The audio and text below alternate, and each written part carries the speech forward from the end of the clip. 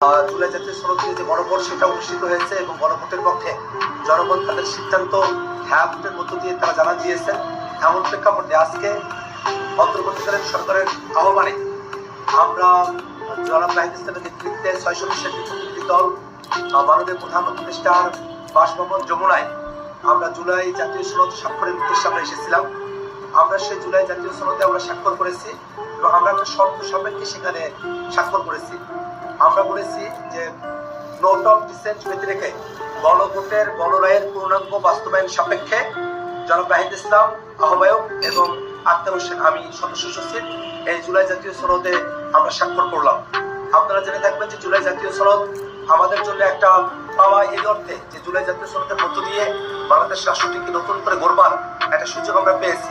বিশেষত আমরা যতদূর পর্যন্ত আমরা আকাঙ্ক্ষা করেছিলাম একটা একেবারেই ফিসফাত মুক্ত একটা বাংলাদেশ, তার পুরোটা অর্জন করতে না পারলেও জুলাই সনদের মধ্য দিয়ে আমরা যতটুকু অর্জন করতে পেরেছি সে অর্জনকে যেন আমরা পুরো মাত্রায় আমাদের করে পেতে পারি, বাংলাদেশ রাষ্ট্র যেন জুলাই সনদের পরিপূর্ণ সুফলটা ভোগ করতে পারে, তার ওই নিরিখে আমরা আজকে জুলাই সনদের যে আনুষ্ঠানিকতা স্বাক্ষরের আনুষ্ঠানিকতা আমরা আজকে সম্পন্ন করেছি।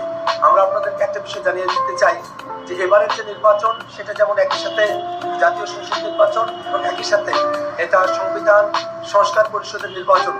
আগামীকাল শপথ গ্রহণ অনুষ্ঠান অনুষ্ঠিত হবে।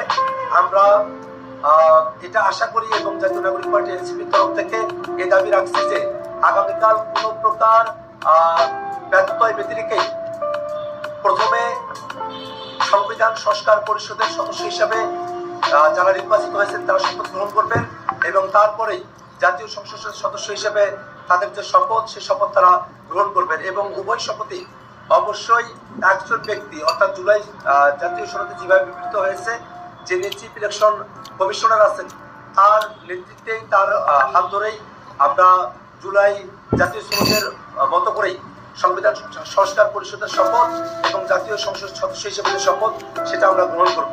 সাংবাদিক বন্ধুগণ, এই পর্যায়ে আপনাদের সামনে সংক্ষিপ্তভাবে বক্তব্য উপস্থাপন করবেন জাতীয় নাগরিক পার্টির সম্মানিত আহ্বায়ক নায়কতপর কৃষক জনাব নাহিদ ইসলাম।